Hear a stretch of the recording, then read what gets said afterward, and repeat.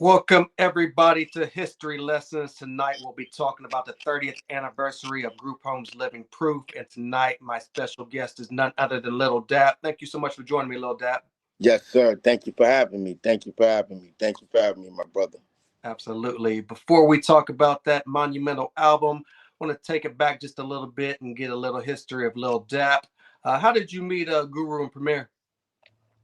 Well, I met Guru back what? I met Guru actually. I met Guru first. I met him back in the in the 80s. I met Guru in 1988 first. You know what I mean? My man Tommy Hill and Gusmo. Peace to them. And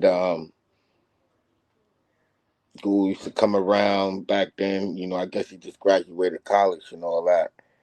And yeah, and it was cool, because he was real strong with his hip hop, and at that time, like I said, in the '80s, you had NWA, you had every and you had hitting groups and things of that nature. So you say you was a rapper back then, same story I probably said before. You know what I mean? You was the man. You knew that guy's a rapper, At that time, Ghoul, when I met Ghoul, I didn't see him as that, I just see him as a, regular guy, like from the streets. But he had records with him, pressed up records like dub plates. And I'm like, oh, this dude is serious about what he's doing and things of that nature. So we took it from there. And it was a good experience, And then he went to Wild Pitch Records. He started at Wild Pitch Records. And then after Wild Pitch Records, when he started with Wild Pitch Records with Lord Finesse and them over there with Stu Fine, then that's when Premier came in the board because Ghoul used to mess with Flavor Unit too. He used to deal with Latif and all them and Queen. Like he used to be over there, Lakim Sabaz and all them. He used to deal with them too back then. You know what I'm saying? And they were all, I think Lakim Sabaz, he was signed with Wild Pitch at the time. So yeah, so and I remember we were doing the show. He had a show to do to promote his project, and he he was he had a show to do to promote his project, and we needed a DJ at that time. Needed a DJ. That's when we went to Wild Pitch Records. I remember that day. We went to Wild Pitch Records, and we needed a DJ, and we was going through the A. And it was a box that all producers, like all artists, they were it was a box that all the artists put their tapes in there. You know what I mean? Throw it in the box. You listen to their demos. It was a demo box. That's what it was, a demo box. Listen to everybody's demo, see what they boom, boom, boom. So we was sitting at the office one day going through the demo box, listening for DJs because he needed a DJ for one of his first performances. That was a big one. And that's how we found Premier to cut the red tape. Dope, dope. Now, your first appearance was being the focus of the Just to Get a Rep video. How did you land that role? I helped write the lyrics for it. Wow. Back then, I dictated it to Guru. And yeah, back then, I was around him enough at that time. And by then he got signed to a major, like somewhat a major. Yeah, it was a major at that time. It was, yeah. It wasn't the end of, yeah. It was a little major at that time. That's when we being, being focused on the music more or less. We always been focused on it, but now it's more serious because now you got a machine behind you. Right. So now we know we're gonna touch the world. So yeah. What do you I remember hope. most? What do you remember most about your appearance in the video, and how did life change for you after that?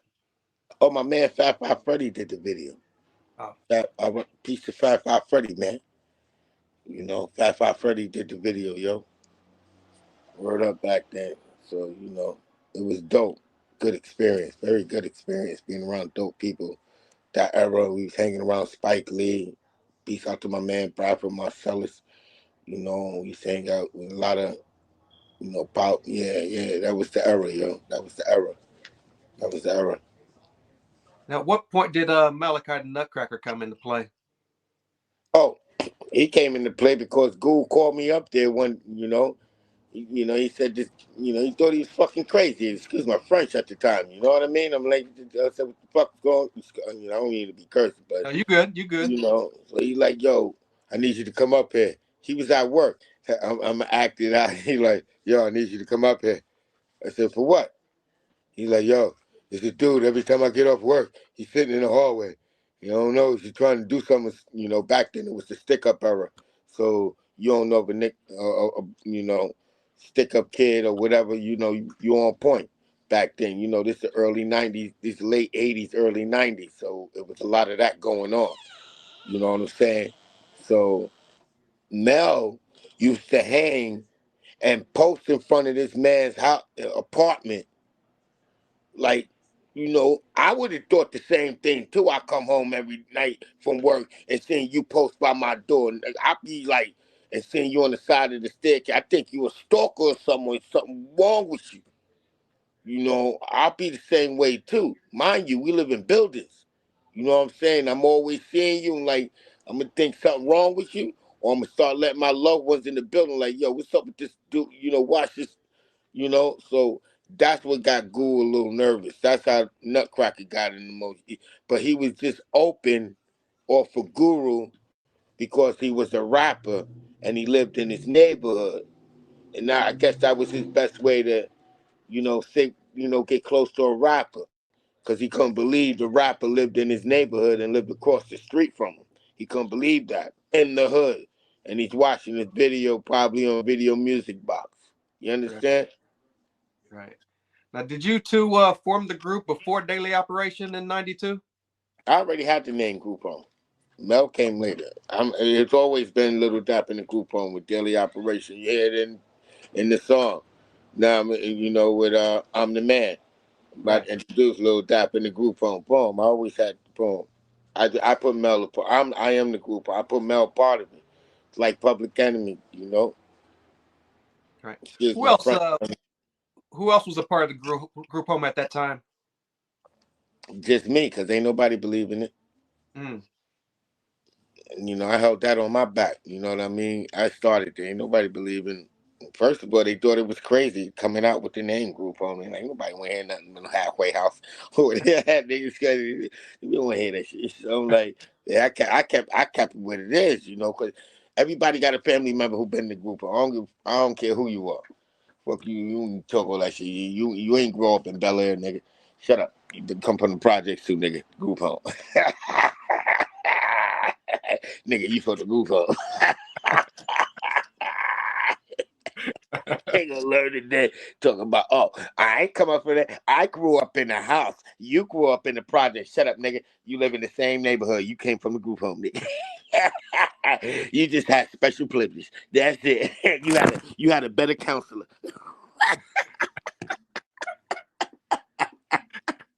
We still in the hood, nigga. Fuck you talking about? We going to the same school? What you talking about, sir? You asked me, okay, you might go to a charter school, uh, all right, a mile away. But you still got to come back to the hood. Your mother go to Walmart like my mother. Matter of fact, shop right, nigga. Right.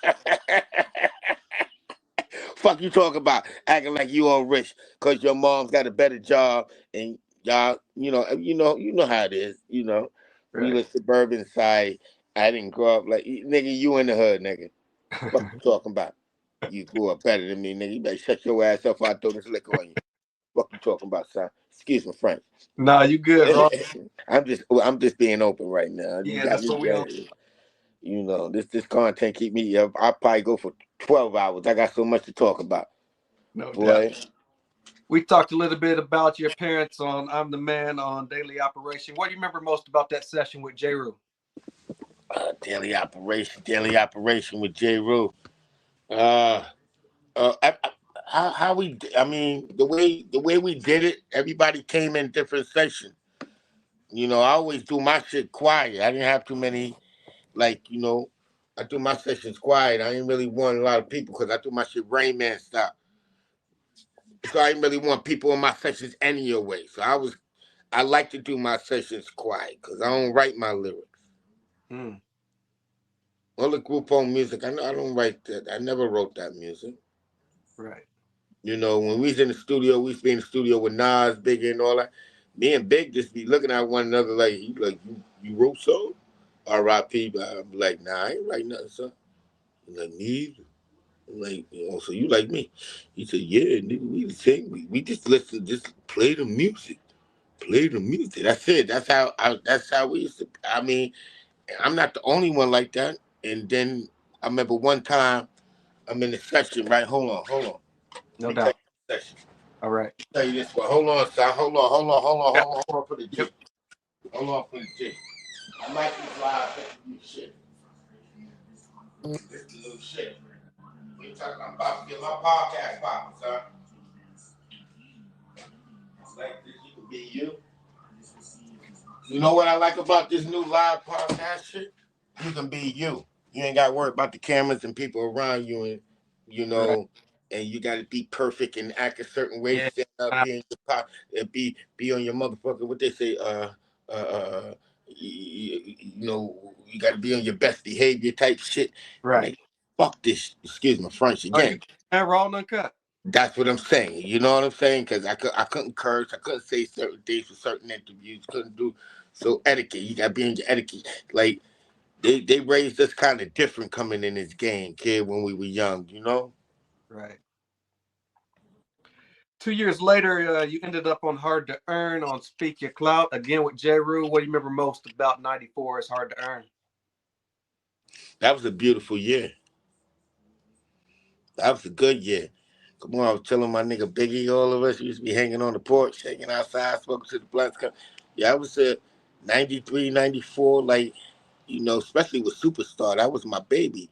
I was running in the streets. I was still living with my mother's house. I would come home like 4 or 5 in the morning doing like radio interviews, college radio interviews, like I'm doing with you now. Like, you know, be up all night going from uptown, downtown, go to the Bronx, go here. Oh, we fit in the 5 boroughs. Peace out to my man, Dino DeValier. My man, Dino DeValier. Word up. You know, me and my nigga, Dino DeValier. We go to his mom's house. We sleep up. He had his little apartment. Boom. And we go up in there down Clinton Hills. We go over there, chill over there, get back up, meet in the office, run around again. Yo, we gonna do this. We gotta do this one at 4 in the morning. We gotta do this. No, like we gotta do this one at 1:30. We gotta do this one at 2:30. We gotta do this at 3. By the time me and him get home, sleep for a couple of hours, right back up again. Meet in the Hmm. office, get our coffee. Yeah, me and my man Dino DeValier put a lot of work and footwork in for Superstar. Hmm. Now, around this time after Hard to Earn, is there a bidding war for Lil Dap in the group home? Yeah, it was. Yeah, it was a big bidding war for that. You know, I want to say certain names, but yeah, it was a big, yeah, yeah. Did you already have a demo around this time? Or were you shopping? Nah, I was, I'm with gangsta. I'm with my boys. So, I'm like, they were my eyes at that time. I was still young.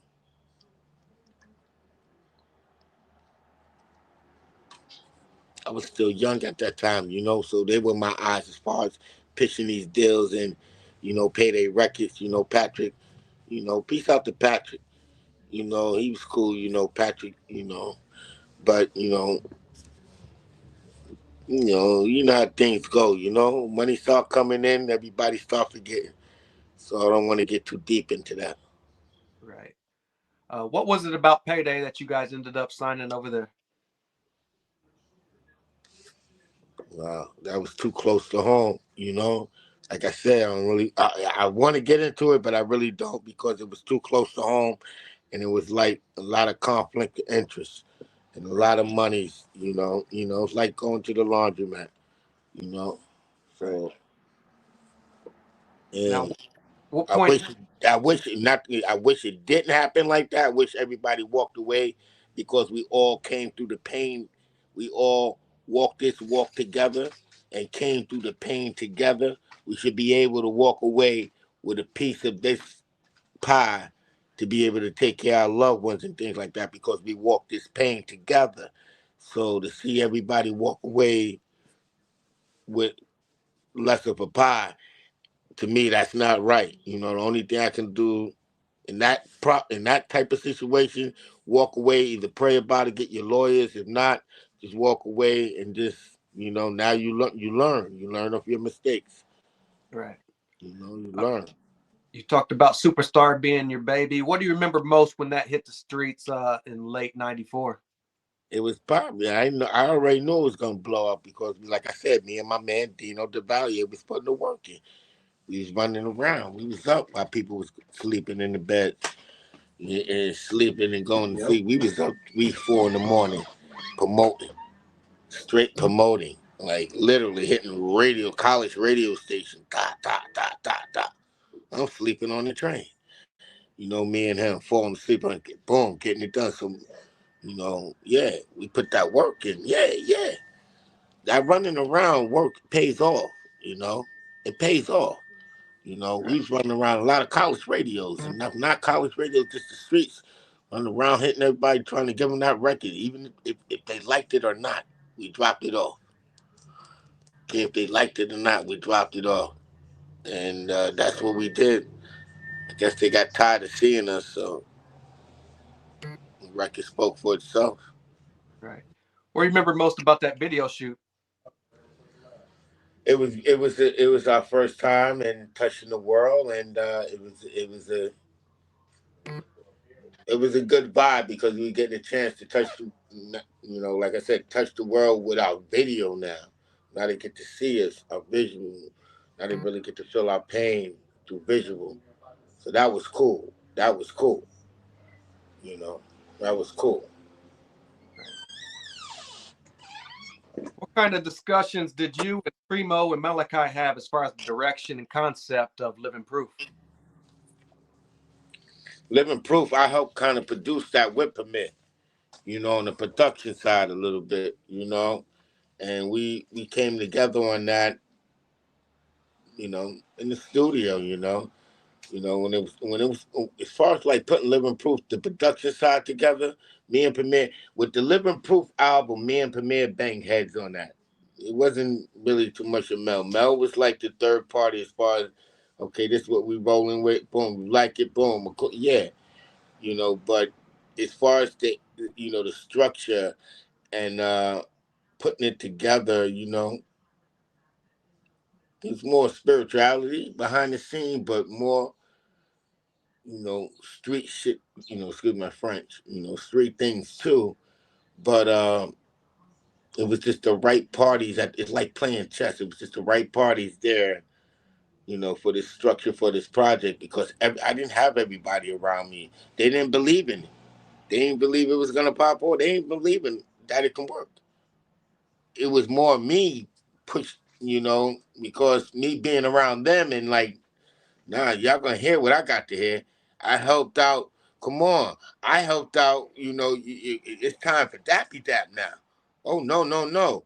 I helped out with Master Pill. I helped co-produce with that. Hold up, we got to start using my talent. I'm not the star for just to get a rep for nothing. No, I'm behind a lot of scenes.